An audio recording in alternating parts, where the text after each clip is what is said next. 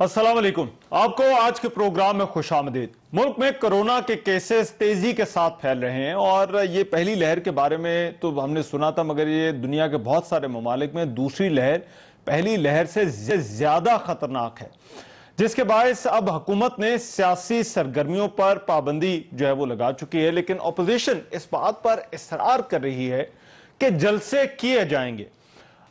सूरत हाल यह है कि इन जलसों के साथ पीडीएम की जो तहरीक है उसका मुस्तकबिल भी जुड़ा हुआ है। ये जलसे आने वाले दिनों में पेशावर, मुल्तान और लाहौर में होने हैं, मगर कुछ अहम मामलात भी हैं जिन पर आने वाले दिनों में हुकूमत को कुछ अहम फैसले और इक़दामात करने हैं। इनमें से एक तो अहम मामला कोरोना का है, जिसका मैंने अभी जिक्र किया। ये किस तरह से रोका जाए जो पब्लिक गैदरिंग्स और जलसों की बात हो रही है, क्या इस हवाले से हुकूमत ऑपोजिशन को आमादा कर सकती है कि मफादे आमा के तहत ये जो जलसे वो करने का इरादा रखते हैं इनको मुलतवी कर दिया जाए। ये वो मामला है जिस पर हुकूमत और ऑपोजिशन एक दूसरे से बात कर सकते हैं, क्योंकि ये लोगों की सेहत के साथ जुड़ा हुआ है। दूसरा इंतखाबी इस्लाहात का मामला है और इसका ऐलान हुकूमत ने तो किया है, लेकिन इन इस्लाहात के लिए और खास तौर पर सेनेट के इंतखाबात के हवाले से आईनी तरामीम भी जो है वो लाई जानी है। इस मामले के लिए हुकूमत को अपोजिशन को साथ लेकर जो चल वो बहुत अहम होगा। वज़ीर आज़म ने जब इंतखाबी इस्लाहात लाने का ऐलान किया तो साथ ही उन्होंने अपोजिशन को भी इस अमल का हिस्सा बनने की दावत दी। सब कहते हैं कि सेनेट के इलेक्शन में पैसा चलता है, सब कहते हैं। तहरीक इंसाफ ने 2018 में 20 मेंबर्स ऑफ पार्लियामेंट जो पख्तूनख्वा की असेंबली में थे उनको हमने पार्टी से निकाला, सिर्फ इसी के ऊपर। इसलिए मैं ये चाहता हूं कि जो अब बाकी जमातें कहती हैं कि जनाब ये सेनेट के अंदर पैसा चलता है, वो फिर हमारे साथ मिलके ये 2/3 अक्सरियत से इसको बिल को पास करें, क्योंकि ये कभी भी जो सिटिंग गवर्नमेंट है वो ये नहीं करती, क्योंकि सिटिंग गवर्नमेंट के पास वसाइल होते हैं, वो खरीद सकती है लोगों को। इसलिए कभी किसी सिटिंग गवर्नमेंट ने इस तरह की अमेंडमेंट नहीं लेके आए। हम लेके आ रहे हैं, और हम इसलिए लेके आ रहे हैं कि हम चाहते हैं कि पाकिस्तान में साफ और शफाफ इलेक्शन हो। ऑपोजिशन बातचीत के इशारे तो दे रही है, लेकिन हुकूमत के साथ नहीं। यह भी जरूर कहा जा रहा है कि यह बातचीत पीडीएम के प्लेटफॉर्म से होगी, लेकिन किसके साथ और क्या इश्यूज होंगे यह भी वाजे नहीं। मुस्लिम लीग नून ने तो बातचीत के लिए हुकूमत के जाने की शर्त रखी हुई है। हम हुकूमत के साथ किसी किस्म के मुज़ाकरात के लिए तैयार नहीं, ये आवाम की नुमाइंदा ही नहीं है। मेरे ख्याल में इससे पहले भी तहरीकें चली हैं और उन तहरीकों में भी कोई मुज़ाकरात नहीं हुए। आवाम ने अपनी ताकत के जरिए से फैसले मनवाए हैं और ताकतवर कुव्वतों को आवाम के सामने घुटने टेक करने पड़े हैं। हम किसी गैर नुमाइंदा हुकूमत से, मुतनाज़ा हुकूमत से, रिग्ड इलेक्शन की सूरत में आई हुकूमत से, सिलेक्टेड हुकूमत से कोई बातचीत नहीं करेंगे। तो अब फैसला जो है वो पाकिस्तान के अवाम करेंगे, फैसला उन्होंने करना है। और सबसे बेहतर ये है कि जल्द अज जल्द एक नए इलेक्शन में जाया जाए। क्या सियासी कुव्वतों के दरमियान कोई बातचीत हो सकती है? वैसे तो मामलात बहुत सारे हैं, लेकिन ये जो दो मामलात है बड़े अहम हैं। क्या कोरोना के खतरात के पेश नजर अपोजिशन के जलसों के इल्तवा और फिर इंतखाबी इस्लाहात पर इन दोनों के दरमियान जो है वो कोई बात हो सकती है या नहीं? और आज के प्रोग्राम में पीडीएम का जो आगे का लाहेमल है और उसका मुस्तकबिल है उस पर भी जो है वो प्रोग्राम में बात होगी। मेरे साथ जो मेहमान मौजूद होंगे उनका मैं तारुफ करा दूं। फवाद चौधरी साहब हमें आज की डिबेट में जो है वो ज्वाइन कर रहे हैं। सीनियर रहनुमा है, पाकिस्तान तहरीक इंसाफ के वफाकी वजीर बराए साइंस एंड टेक्नोलॉजी हैं। फवाद चौधरी साहब हमारे साथ मौजूद है। मियाँ जावेद लतीफ साहब मुस्लिम लीग नून के रहनुमा, वो हमारी आज की इस डिबेट के अंदर शरीक होंगे, वो भी कुछ ही देर में पहुंचने वाले हैं। अभी एक ब्रेक ले रहा हूं और ब्रेक के बाद जब वापस आते हैं तो इन्हीं इश्यूज पर, एक कोरोना वाला और दूसरा जो इस्लाहात वाला, कि क्या इस पर कोई बात हो सकती है या नहीं, इस ब्रेक के बाद इस पर बात करेंगे।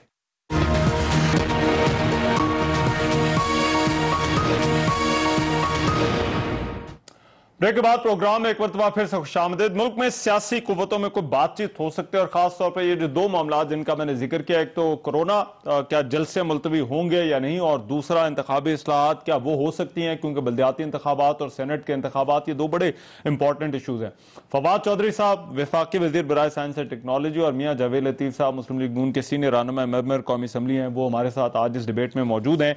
मियाँ जावेद लतीफ साहब, पहले मैं जलसों वाला जो मामला है इससे आगाज करना चाहता हूँ। ये बात चीजें होती हैं वो फैक्ट्स होती हैं, तो फैक्ट्स पर जो है वो ये कोरोना के जो केसेस हैं, जो नंबर्स हमारे पास जो है वो बढ़े हैं, तो ये तो एक फैक्ट है। इसको देखते हुए क्यों अपोजिशन जो है वो ये जलसे मुलतवी करने के लिए, पोस्टपोन करने के लिए जो है वो तैयार नहीं है अभी इस वक्त? रहमान, पहली बात तो ये है कि ये बात दुरुस्त है कि ये एक वायरस फिर से सर उठा रहा है। इसमें यकीनन हमें एहतियात की ज़रूरत है, इसमें यकीनन हमें लोगों को एजुकेट करने की ज़रूरत है, इससे अमवात भी हो रही हैं। मगर मुझे रहमान ये बताओ कि क्या 22 करोड़ आवाम जो हैं आज महंगाई भूख से मरने के करीब नहीं पहुंच गए? मुझे आज ये बताएं कि गैस बिजली के बिल महीने बाद आते हैं तो लोगों को एक सदमा ऐसा होता है कि लग रहा होता है कि इनमें से कोई एक फर्द जाने वाला है। फिर मुझे ये बताएं, मेडिसन, आपने कोरोना का पहला फेज़ जो आया उस वक्त भी आपने इस हुकूमत की गवर्नेंस देख ली, इस हुकूमत की तदाबीर देख ली कि किस तरह लोग तड़प के मर रहे थे, कोई उनका पुरसाने हाल नहीं था। मेडिसिन जो हैं वो 400 गुना इन्होंने 2.5 सालों में बढ़ा दी, कोई पूछने वाला नहीं है इनसे। मुझे ये बताएं कि क्या आज लोग भूख से मर जाएं, बगैर मेडिसिन के मर जाएं, या मुझे ये बताएं कि पाकिस्तान की हालत उनको जब ये भी नज़र आ रहा हो कि फ्यूचर में भी कुछ नज़र नहीं आ रहा, तो उससे कहीं बेहतर लोग समझ रहे हैं कि इस हुकूमत से जान छुड़ा लेंगे तो उसमें हमारी खैरियत है, हम बच जाएंगे उस बड़ी तबाही से जो ये 2 सालों में लेकर आए। अब आपने जो सवाल किया, मगर आप मियां साहब ये कह रहे हैं कि कोरोना भी अहम है, ये तो मान रहे हैं ना आप बात, ये तो आप तस्लीम कर रहे हैं, मगर आपका आर्गुमेंट ये है कि ये जो हुकूमत की परफॉर्मेंस है उससे ज्यादा अहम है। यस, बिल्कुल ये है, यही बात कर रहे हैं ना सर? बिल्कुल। और उसका मैं एक मिसाल आपको यूं देता हूं कि मदीना की रियासत का मॉडल पेश करने वाले, आप इनसे ये पूछें तो सही कि भाई कभी ये होता था कि मदीना की रियासत में अपनी ख्वाहिशात, अपनी ज़रूरियात के लिए जो चाहें आप कानून बना दें? आपने गिलगित बल्तिस्तान में देखा कि उसी तरह इन्होंने जलसे किए, इन्होंने हाफजाबाद में जो जलसा किया, बच्चों को, स्कूल के बच्चों को छुट्टी करवा के उनको ले गए जलसागाह के अंदर, सरकारी मुलाजमीन को ले गए जलसागाह के अंदर, और जब इन्होंने आगे से रिस्पॉन्स नहीं देखा तो पाबंदी का कह रहे हैं। और पाबंदी लगाने के बावजूद भी रहमान, कल इन्होंने जो फैसलाबाद में किया है, आप मुझे ये बताएं कि हजारों भी वही नुकसान कर सकते हैं और सैकड़ों भी वही नुकसान कर सकते हैं इस वायरस से। अच्छा, कल आपने मगर आपका जो शक है वो हैंडलिंग पर तो पहले वाले में था, मगर अब आपका शक नीयत पर। चौधरी साहब, ये बड़ा एक पब्लिक हेल्थ का इशू है, मैं तो इसे समझता हूँ ये मफाद आमा का एक ऐसा इशू है कि जिस पर शायद हमारी सियासी कुव्वतें इकट्ठी हो सकती है। हम दुनिया के बहुत सारे ममालिक में देखे जहां पर कोविड हैंडलिंग की जब बात आती है तो ये इतना पोलिटिसाइज नहीं होता ये इशू। ये क्यों हो रहा है सर? आप इनसे बात नहीं कर सकते कि ऑपोजिशन जो है ये जलसे मुलतवी कर दे? क्या हुकूमत कोई इनसे बातचीत के जरिए हल नहीं निकाल सकती? मेरा तो ख्याल है कि कोई ऐसा प्रॉब्लम नहीं है, और प्राइम मिनिस्टर साहब ने तो अपनी जो एनसीसी के बाद जो बातचीत की है उसमें प्राइम मिनिस्टर साहब ने तो यही अपील की कि जलसे जो है वो मुलतवी कर दिए जाने चाहिए। बाकी देखिए, सच्ची बात यह है कि जावेद लतीफ साहब, मेरा तो बड़ा एहतराम है उनका, मेरी बड़ी दोस्ती है, लेकिन मईशत के ऊपर जावेद लतीफ साहब से तो कोई संजीदा बहस नहीं हो सकती। उनको तो नहीं पता है कि मामला, फॉर एग्जाम्पल उन्होंने कहा दवाइयों की कीमत बढ़ा दें, लेकिन उनको नहीं पता कि पाकिस्तान में 3 सालों से जो फार्मा इंडस्ट्री है वो 9% पे ग्रो कर रही है। उनको नहीं पता कि 26 फरवरी को जब पहला कोविड केस आया था तो पाकिस्तान हर चीज इंपोर्ट कर रहा था, और आज अल्हम्दुलिल्लाह पाकिस्तान $100 मिलियन की एक्सपोर्ट कर रहा है। इसी तरीके से जो पाकिस्तान का करंट अकाउंट डेफिसिट है, या वो जो बहसें हैं, वो मेरा नहीं ख्याल इस वक्त उसमें कोई ऐसा जाने। तो ये जो एक नैरेटिव है कि लुट गए, मर गए, बर्बाद हो गए, ये नैरेटिव तो आप अगले 2023 के इलेक्शंस में लोगों के सामने पेश करिएगा, और अगर आपकी बात लोगों ने समझी और वो इतना ही दुखी हुए जितना कि आप दुखी हैं, तो जाहिर है कि उसका असर इंतखाबात में नजर आएगा। फिलहाल तो जो मामला है वो ज्यादा सीरियस है, और जो आपने उठाया है वो आपने ये बात करी है कि इस वक्त ये जो कोरोना का मामला है वो फिर जब पाकिस्तान ने जो हैंडलिंग की है, जाहिर है उसकी मिसाल तो पूरी दुनिया दे रही है कि किस तरीके से पाकिस्तान ने शुरू से इसको कंट्रोल किया, और अल्हम्दुलिल्लाह जो पहला उसमें जो पाकिस्तान की हैंडलिंग थी गवर्नमेंट की, उसकी तो हर जगह के ऊपर तारीफ हुई है, चाहे वो WHO हो, चाहे अमेरिका के इकोनॉमिक एडवाइजर्स हो, या जो भी हो, उन्होंने सबने तारीफ की। अब हम ये चाहते हैं कि दूसरे फेज से भी हम उसी इफेक्टिवली उसी तरीके से बाहर निकल आए जिस तरीके से हम पहले फेज से बाहर निकले हैं, और उसके लिए बिल्कुल आपकी बात सही है, जरूरी है कि अपोजिशन जो है वो भी ताउन करे। ये मसला ये है कि इन सब का आप ये कह रहे हैं चौधरी साहब, correct me if I am wrong, ये पाबंदी तो लगी है अवामी इज्तिमात पर, तो हुकूमत को कोई एतराज नहीं है अगर अपोजिशन जो है वो पेशावर में, लाहौर में, मुल्तान में जो है वो जलसे करती है? क्योंकि ये दरमियान में ये भी बात हुई कि जिम्मेदार जो है वो अपोजिशन होगी अगर इससे फैला या इससे जो है वो नुकसान हुआ। वो तो देखिए ना, वो तो सबके सामने है और वो तो अपोजिशन ही होगी। लेकिन अगर आप ये कहें कि इनको जेलों में डाल दें जलसे करने के ऊपर और लोगों को जो है वो आने से रोक दिया जाए, वो मुश्किल हो जाता है। अगर आपके कई जो है चंद हजार लोग भी, जिस तरह से अभी आपने देखा ये तरीके लद्दाख के चंद हजार लोग थे, और आप कोशिश करती है हुकूमत के कोई नुकसान, तो फिर पाकिस्तान में मीडिया भी बहुत वाइब्रेंट है, वो वहां पर कोई भी ऐसा वाकया हो गवर्नमेंट सपोर्ट नहीं करती। हम कोई PMLN की गवर्नमेंट तो है नहीं कि 16 बंदे जाके मॉडल टाउन में कत्ल ही कर दें। इस तरह के एक्सट्रीम मेजर्स जो है वो हम ले नहीं सकते हैं, लिहाजा ज्यादा कोशिश यही होनी है। जोर जबरदस्ती करने की कोशिश वो मुश्किल होगा हुकूमत के लिए। जोर जबरदस्ती देखिए, अकल की बात, इनको रोकना कोई अकल की बात भी तो है ना। अब जरूरी तो नहीं इस बंदा डंडे से करे, खुद ही नजर आ रहा है कि इसका जो कोरोना का ये इस बार जो इस वक्त जोर है वो बड़ा ज्यादा है, और अनफॉर्चुनेटली आपने देखा है तकरीबन 3000 केस जो है अब तो डेली एवरेज बहुत बढ़ गई है हमारे पास, और तमाम हॉस्पिटल जो है उन प्रॉब्लम्स आ रही हैं। अब तो अभी तो अल्लाह का शुक्र है कि ये पिछले 8-10 महीनों में जो एक एफर्ट की पाकिस्तान की इंडस्ट्री ने, पाकिस्तान के साइंटिस्ट ने, इंजीनियर्स ने, तो हमारे यहाँ जो मेडिकल के इस वक्त जो सामान है उसकी कोई कमी नहीं है, और हर जगह के ऊपर हमने पूरा किया। ये बड़ा मुश्किल है, एक 20-22 करोड़ के लोगों का मुल्क है, और हम इतने अमीर भी नहीं है। तो PMLN और पीपल्स पार्टी की जो शानदार कंट्रीब्यूशन रही है पाकिस्तान की इकोनॉमी के लिए, उसके बाद जाहिर है कि हम तो एक बहुत ही कमजोर मईशत के हामिल मुल्क है, और उसकी वजह से हमारे यहाँ बड़े मसाइल हो सकते थे, लेकिन बहरहाल उसके ऊपर भी काबू पाया है। अब असल में आगे जो चलने के लिए जरूरी है कुछ रूप तो जाहिर होनी है, बातचीत के बगैर नहीं है, बातचीत तो होनी है। कोविड, आपका तो यही कहना है ना कि सर इनको थोड़ा एहसास करना चाहिए। मुझे 1 मिनट दे मियां साहब, ये क्योंकि देखिए अब बात तो ये तो है कि 7% आपका इन्फेक्शन रेट जो है वो हो चुका है, तो खुद आपको एहसास कर लेना चाहिए। अब हुकूमत तो फवाद चौधरी साहब जिस तरह से कह रहे हैं जबरदस्ती तो नहीं की जा सकती आप लोगों के साथ, मगर आपको खुद एहसास करना चाहिए।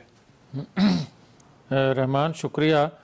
यकीनन मेरा भी तल्लक फवाद चौधरी साहब से बहुत अच्छा है, मुझे भी बड़ा एहतराम है और मैं हमेशा बड़ी इज़्ज़त करता हूँ इनकी, मगर बकौल फवाद चौधरी साहब के मुझे मईशत का इतना इल्म नहीं है। मुझे अदाद शुमार के हवाले से वो फिगर शायद मैं कोट नहीं कर सकता जिस तरह फवाद चौधरी साहब कर सकते हैं, मगर मुझे ये अंदाज़ा है कि हमारी हुकूमत में ग्रोथ रेट 5.8 था और इनकी हुकूमत में 0 पे है।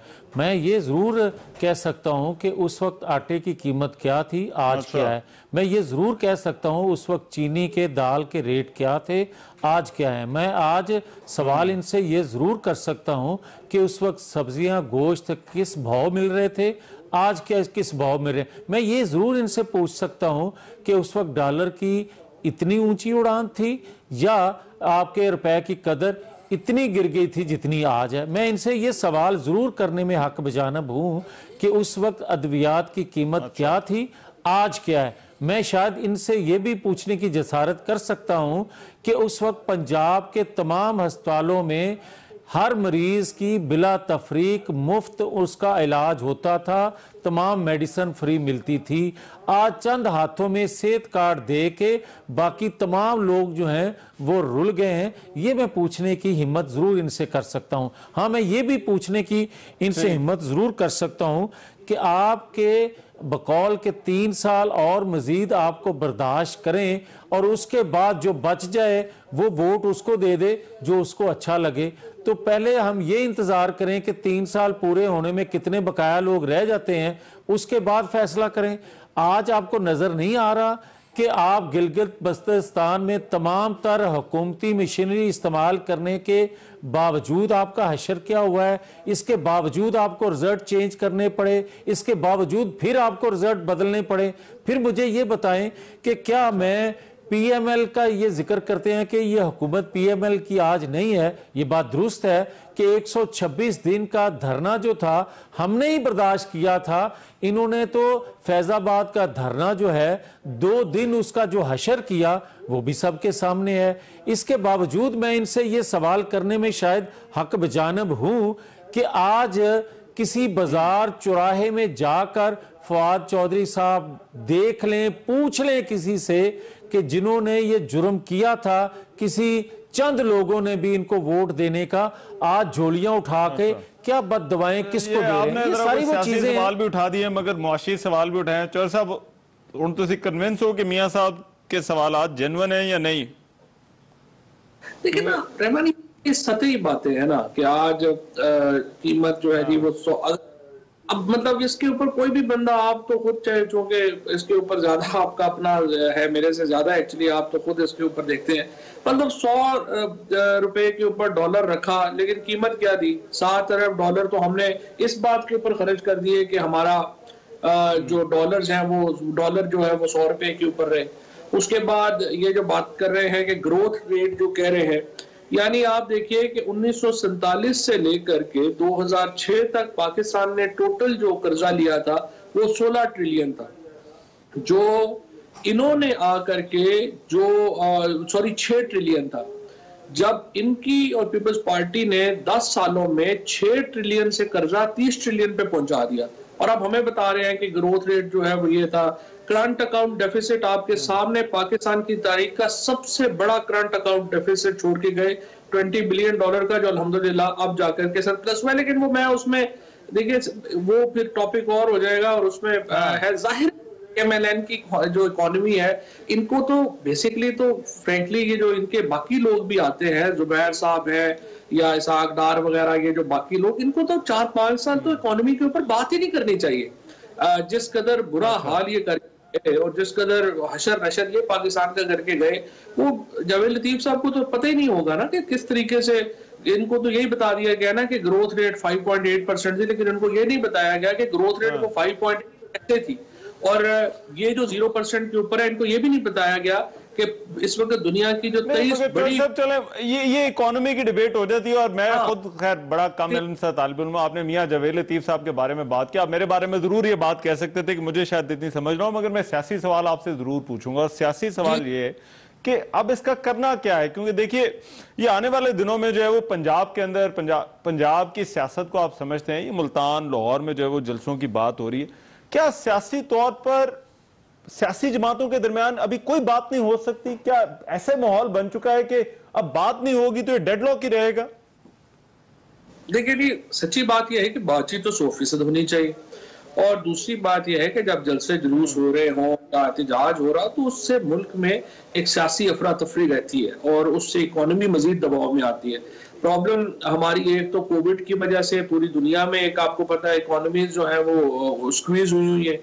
हिंदुस्तान हो, बांग्लादेश हो, श्रीलंका हो, हर जगह के ऊपर मईशत जो है वो स्क्वीज है। पाकिस्तान में तो एक्चुअली हम बहुत बेहतर रहे बाकी गवर्नमेंट से, हमारी इंडस्ट्री इस वक्त फुल बूम के ऊपर चल रही है, और तमाम जगहों के ऊपर जो है, फैसलाबाद में कल जब प्राइम मिनिस्टर साहब गए, आप तो खुद फैसलाबाद से, आपको खुद पता है कि फैसलाबाद का क्या हशर था PMLN के दौर में, और अब इस वक्त फैसलाबाद की क्या पोजीशन है या सियालकोट की क्या पोजीशन है, वो हम तो बड़े बेहतर रह गए अभी बाकी मुल्कों से।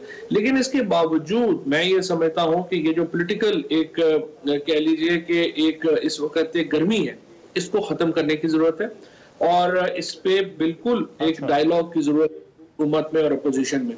और हुकूमत और अपोजिशन के दरमियान डायलॉग है मौजूद है, स्पेस हमेशा होती है सियासत में। सियासत में कहाँ स्पेस नहीं, गुंजाइश सिर्फ इशू जो है वो ये है कि जो अपनी पाँव से आगे थोड़ा देखने की जरूरत है। फॉर एग्जाम्पल, अगर आप ये कहें कि सिर्फ हमारे केसेस के ऊपर ही आप बात करें, वो नहीं करेंगे। इमरान खान को देखें, वोट ही लोग तो भी कहते हैं कि जी आपको हमने मईशत ठीक करने के लिए तो वोट नहीं दिया था, हमने तो आपको चोरों से पैसे निकलवाने के लिए वोट दिया था। अब इसलिए अगर आप ये कहें, आप ये करें कि हम अपने केसेस अदालतों में लड़ेंगे, बाकी मामला के ऊपर आइए बैठ के बात करते हैं। इलेक्शन में फॉर एग्जांपल अभी सेनेट का इलेक्शन आ रहा है, अभी ये कहते हैं गिलगित बिल्तिस्तान, हालांकि बिल्कुल साफ शफाफ इलेक्शन हुए हैं, किसी का कोई प्रॉब्लम ही नहीं। बल्कि मुझे बड़ा अफसोस होता है जो चीफ इलेक्शन कमिश्नर हैं, उन्होंने बड़ी ज्यादा मेहनत की और बड़े वो शरीफ आदमी हैं, ही वाज एक्सपेक्टिंग कि लोग मुझे तारीफ करेंगे, लेकिन यहाँ हारने वाला मानता नहीं, थोड़ा सा उनको कल्चर का नहीं पता। इसके साथ साथ अगर सेनेट का इलेक्शन है, सेनेट के इलेक्शन में भी है ना, but coming back to your issues, मेरा ख्याल है दो क्वेश्चन यहाँ पर मियां जावेद लतीफ साहब से बनते हैं। वो ये कि एक तो पहला तो सवाल वही है कि सर बात किससे करनी, और दूसरा किन इश्यूज पे बात होनी, क्या यहां पर कोई लकीर खींची जा सकती है कि किन इश्यूज पे बात हो सके। मियां साहब जरा ब्रेक के बाद ये दोनों सवाल आपके लिए मैं छोड़ के जा रहा हूं, जरा ब्रेक के बाद वापस आकर जवाब दीजिएगा।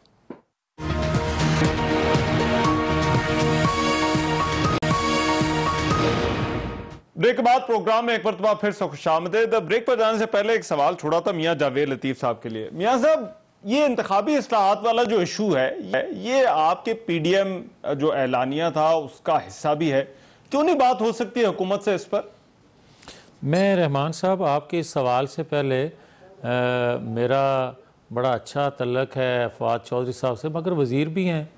अब मुझे ये इनसे कोई इख्तलाफ नहीं है कि यकीनन मेरी मालूमात महदूद हैं, और यकीनन फवाद चौधरी साहब वज़ीर हैं, इनकी मालूमात मुझसे कहीं ज़्यादा होंगी, और जो इनको तैयार करके भेजा जाता है यकीनन ये बात उसी पे करेंगे। इससे आगे पीछे तो इनकी मजबूरी है, इनका ज़मीर बेशक इनको मलामत करे, मगर मजबूर हैं, हुकूमत में हैं, वज़ीर हैं। मगर मुझे इनसे सवाल ये है, और मैं तवक्को रखता हूँ कि उसका जवाब ये यकीनन फवाद चौधरी साहब होते हुए जवाब देंगे, वज़ीर होते हुए जवाब नहीं देंगे।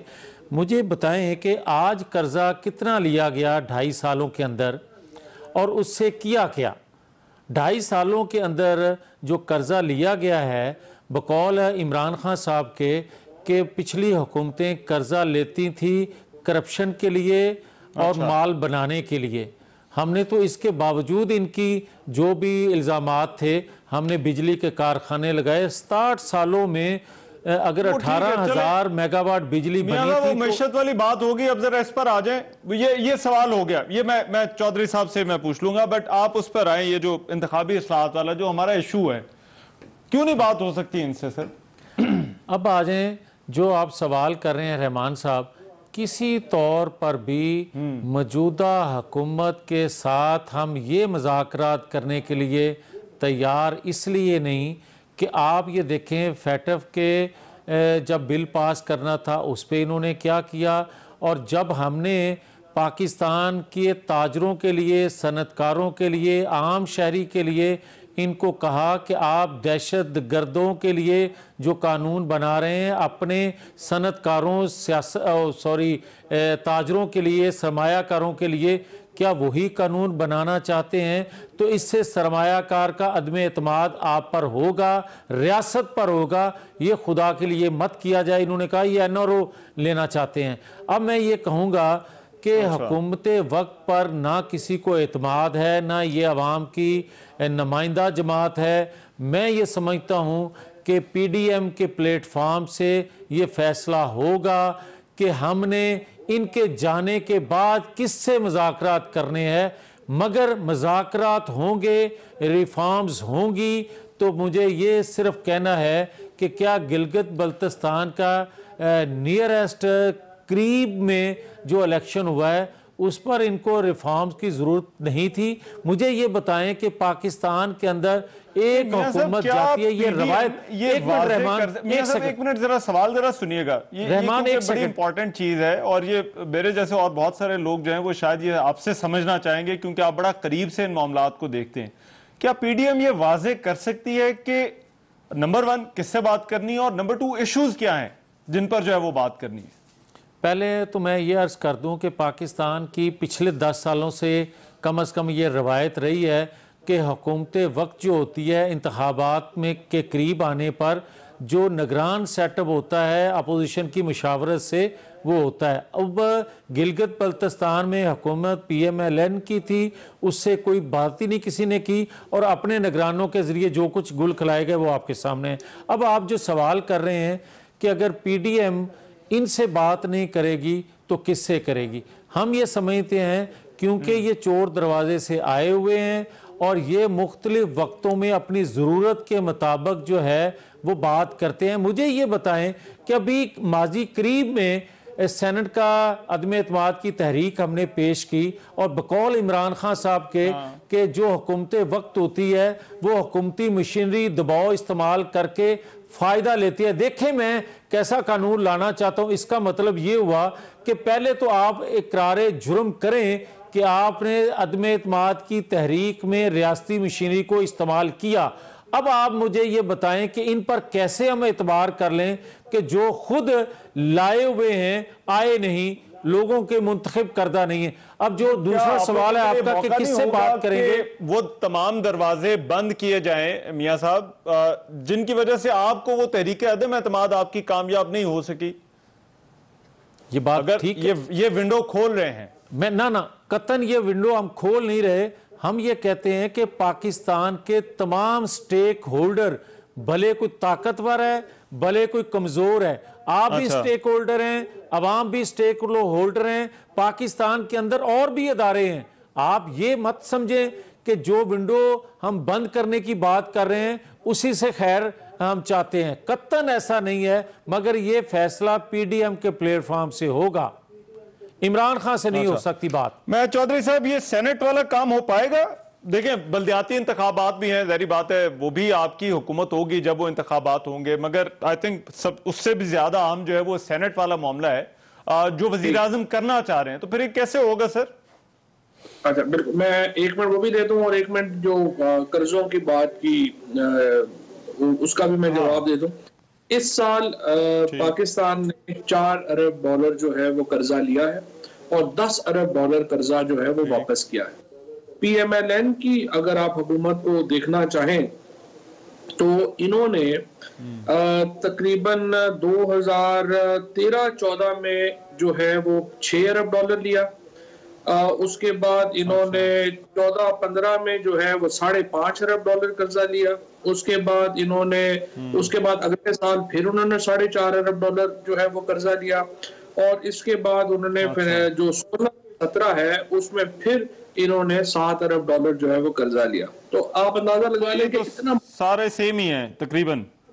हाँ नहीं, सेम ये है ना कि इन्होंने रिटर्न नहीं किए, हमने $10 अरब अभी वापस किए हैं और शायद जो ओवरऑल 5 सालों में $35 अरब कर्जा जो है वो पाकिस्तान जो है वो वापस करेगा, जिसके नतीजे में जाहिर है कि एक पाकिस्तान के ऊपर बहुत बड़ा जो है वो दबाव आता है। सीधी बात 6,000 के करीब 6-7 हज़ार ट्रिलियन 6 या 7 ट्रिलियन जो है वो हर साल वफाक में हम रेवेन्यू और नॉन रेवेन्यू रिसोर्सेज से इकट्ठा करते हैं, उसमें से तकरीबन 60% जो है वो सूबों को चला जाता है, बाकी 1700-1800 अरब रुपया जो है वो हमारा डिफेंस एक्सपेंडिचर है और 2,000 अरब रुपया हम सिर्फ सूद है उन कर्जों का जो PMLN और पीपल्स पार्टी हमारे लिए माशाल्लाह छोड़ गए हैं। तो आपका जवाब एज ए मिनिस्टर नहीं बल्कि एज ए फवाद चौधरी है, ठीक है, बट तो सेनेट वाली चीज पर आए सर जरा। अब देखिए जो इनकी बात है ना, पहली बात तो यह है कि PMLN का कोई जो नैरेटिव है ना, अगर ये कहते हैं धांधली से, पाकिस्तान में सिर्फ एक ही हुकूमत एक ही पार्टी है जिसके बारे में सुप्रीम कोर्ट का ये फैसला है कि वो एजेंसियों की और फौज की और जो एक पूरा प्लान करके उनको लाया गया था, वो था 1990 का असगर खान केस। और उसमें सुप्रीम कोर्ट ने डिटेल में सारा लिखा कि किसने कितने पैसे लिए, किसने कैसे बनाई गई, क्या हुआ क्या वो आपके सामने है। सो पहले तो वो हम पंजाबी में कहते हैं ना कि छाजदा की मैडम छाननी नो, ये तो किसी के ऊपर इल्जाम लगाए ही ना करे, बंदा वैसे ही शर्मिंदा हो जाता है ये बात करते हुए। अच्छा। दूसरों को दिल्ली से आया ये क्या है, ये तो बचपन से यानी जो चूसनी से लेकर के इनकी वो कहते हैं ना वो गोर तक जो है इनका तो सारा का सारा मामला ही जमहूरियत से इनका कोई ताल्लुक नहीं रहा। अब पीटीआई को 1,70,00,000 वोट मिला है, किसी और पार्टी को इसके करीब करीब वोट भी नहीं मिला पाकिस्तान में। सो जाहिर है कि पाकिस्तान के आइन के मुताबिक 5 साल बाद ये इलेक्शन होते हैं। आप 2023 में अपना केस पाकिस्तान के लोगों के सामने रखिएगा, उनका एक्सेप्ट करना रिजेक्ट करना उनका हक है। सेनेट के इलेक्शंस में जो हम ये चाहते हैं, ये पहले से उनका देखिए, पीटीआई वो वाहिद पार्टी है जिसने आपको याद होगा सिटिंग एमपीएस को उठा के असेंबली से बाहर एक्सपेल कर दिया था इस बात के ऊपर कि उन्होंने सेनेट में वोट दिए। इनसे तो भी ये जो सेनेट की बात कर रहे हैं, इनकी तो ये जुर्रत नहीं हो रही, इनको पता है किन किन लोगों ने वोट नहीं दिए, किन किन लोगों ने अंदर जाके अपना वोट जो है दिया, इनकी जरूरत नहीं है उनको निकालने की। मॉरलिटी तो इनको छू के नहीं गुजरी, बातें इनकी सुन ले सिर्फ। उसके बाद हमने इनको ये ऑफर किया है कि देखिए अगले इलेक्शन होने जा रहे हैं सेनेट के, उसमें हम ओपन वोट कर देते हैं एमपीएस का, ताकि किसी को ये गिला ही ना रहे कि किसने वोट किधर दिया और कैसे दिया और क्यों दिया, आपके सामने आ जाए सारा। उसके लिए आपको जाहिर है कि कॉन्स्टिट्यूशनल अमेंडमेंट चाहिए, वो हमने असेंबली में रख दी है। अब पीएमएलएन और पीपल्स पार्टी फैसला करे, इस अमेंडमेंट में साथ दे और सेनेट के इलेक्शन को शफाफ बनाए। मगर वो इन्होंने तहकीकात का ऐलान भी किया था और इन्होंने कहा था कि पता चलाया जाएगा कि ये कौन से मेंबरान हैं जिन्होंने अदम एतमाद में इनका साथ नहीं दिया। वो फिर मामला क्या हुआ, ये मियां जावेद लतीफ साहब आप आके जरा अपडेट दीजिएगा तो उस मामले का आपने किया क्या। मैं एक चीज रहमान आपकी खिदमत में अर्ज करना चाहता हूं, फवाद चौधरी साहब की इजाजत से जरा ब्रेक तो बात कर लो सर, जरा कर, मैं चौधरी साहब ब्रेक के बाद आ रहा हूं, ब्रेक के बाद प्रोग्राम में एक मरतबा फिर से खुशामदीद। क्या जलसे मुलतवी होंगे और इंतखाबी इस्लाहात, क्या हुकूमत और अपोजिशन बात करेंगे। मियां जावेद लतीफ साहब, वो 14 बंदों का जिनके बारे में सवाल पहले आप कहते थे कि तहकीकात होंगी, क्या बना सर उनका।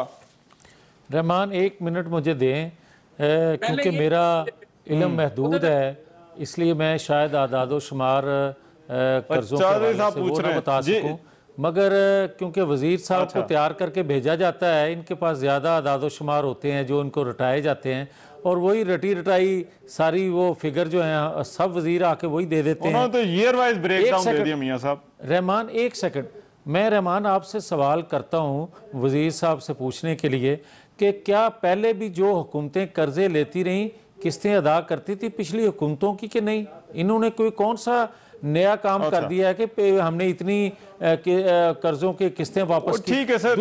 एक सेकंड दूसरा, मैं आपका वक्त बचाते हुए सिर्फ इतना कहूंगा कि ये जो इल्जामात हर वजीर लगाता है, सिर्फ मुझे ये बताएं कि क्या मौलाना गफूर हैदरी साहब ने कहा जो कुछ था वो सच है, उसका रद्द-ए-अमल क्यों नहीं आज तक आया। अच्छा। फिर मुझे ये बताएं कि पंजाब असेंबली के स्पीकर आज के जो हैं वो क्या फरमाते हैं। मुझे ये बताएं वजीर दाखिला जो फरमाते हैं आज के, वो कहते हैं चौथी दफा नवाज शरीफ वजीर आजम होते अगर 2-3 लोगों की बात मान लेते तो फिर आज तक रद्द-ए-अमल उसका क्यों नहीं आया। फिर मुझे ये बताएं कि DGFIA बशीर मेमन जो कुछ कहते हैं इसके बावजूद समेटनी है सर। ठीक है मेरे पास टाइम जरा कम है। मैं चौधरी साहब, ये आने वाले जो दिनों में जो पंजाब में जलसे हैं, नहीं लेकिन वो जवाब ही नहीं आया, वो तो पूछो ना सर। मैं तो पूछ लिया मियां साहब ने, उन आगे और सवाल मियां साहब ने जब वो उठा दिए। नहीं रहमान जो सवाल फवाद चौधरी साहब सुनना चाहते हैं, किसी तौर पर भी फवाद चौधरी साहब के प्राइम मिनिस्टर से बात नहीं हो सकती, किसी तौर पर जलसे जरूर खत्म नहीं करेंगे। के ऊपर कार्रवाई करनी थी जी, और जिनके खिलाफ कार्रवाई करनी थी वो किधर गए हैं। वो साढ़े तो तगड़े ने, तो बस मैं गल्ला ना करे करो भाई गल्ला जड़ियां ने जवाब मिल गया, गल्ला करने पे जब तक आपके हाथों में हुकूमती मशीनरी नहीं, रियासत की मशीनरी रहेगी, उस वक्त तक हमारा हाल यही होगा और हम किसी से नहीं पूछ सकेंगे। नहीं, हाल आपका मजीद पतला होगा। अभी आपका हाल पतला जिन्ना भी कर सकते कर लो, मगर असी तुहानू छड्डना कोई नहीं। उन्होंने अपना गिला कर दिया है, उन्होंने अपना वो जुर्मे ज़ईफी बता दिया है। जी चौधरी साहब, फवाद चौधरी साहब, योर फाइनल कमेंट। बात यह है कि जब मॉरल अथॉरिटी ना हो तहरीकों में, पार्टियों में, वो भी इस तरह की कमजोर बातें करते हैं। नेल्सन मंडेला 27 साल इसलिए जेल नहीं काट गया कि उसके जो है वो कोई उसका जाती इंटरेस्ट था, उसका इंटरेस्ट उसकी जात से बड़ा था, इसलिए वो जेल में जो है वो रह गया। इसी तरह से जो बाकी फ्रीडम फाइटर्स होते हैं, भगत सिंह हैं, गांधी जी, ये सब लोग जो कुर्बानियां जब देते हैं तो ऐसे नहीं दे देते, उनकी जात उनके कॉज से छोटी होती है, कॉज बड़ा होता है। ये ऐसे जो है बेचारे सारे जो है छोटे छोटे अपने पैसे बचाने के चक्कर में इनका ख्याल है कि लोगों को बेवकूफ बना देंगे। इनको तो ना पता है, ना इनका कोई अपना प्रिंसिपल है, ना इनका कोई असूल है। आज फौज मान जाए इनके साथ के जी फौज हमारे साथ मिल जाए, हमें हुकूमत मिल जाए, फिर फौज पॉलिटिकली न्यूट्रल हो जाए। इसका मतलब है फवाद चौधरी साहब, जिस अदारे का आप जिक्र करें वो आपके साथ है। 100% हमारे साथ है। उसकी वजह यह है कि हुकूमत का हिस्सा है, फौज हुकूमत का हिस्सा है, 100% हमारे साथ है। कैसे हमारे साथ? हुकूमत का हिस्सा होने में कोई हर्ज नहीं। रियासत के तमाम अदारे जो हैं वो अपनी हदूदों क़यूद में रहें, कोई इतराज नहीं, मगर जिस तरह अदारे को आप बदनाम कर रहे हैं चौधरी साहब, ये ज्यादती है।